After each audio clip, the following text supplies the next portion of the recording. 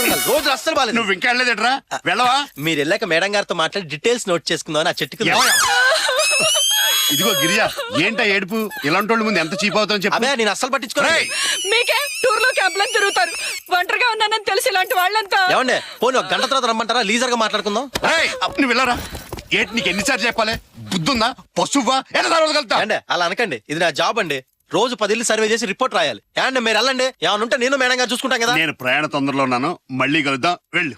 అలాగే అండి. ఏమండి ఆఫీస్ కో ఫోన్ చేసుకోవచ్చా? Phone dead. ఫోన్ డెడ్ అన్నారు. ఏంట్రా స్వాతి ముచ్చలా కనపడుతున్నారు? సాఫ్ట్ గా మాట్లాడాను కొట్టాను. Sir this is too much. ఏంట్రా టూ మచ్? మళ్ళీ పక్కొచ్చా ఉంటారు, నడు విరిగిపోద్ది. రండి, ఇంకా రాలేదేంటా అని చూస్తున్నాను. అయ్యయ్యో, 2 రోజులకే ఇలా చిక్కిపోయారేంటండి? Hotel food పట్టలేదే. ఒరే ఇది పట్టుకొని చెప్తాను.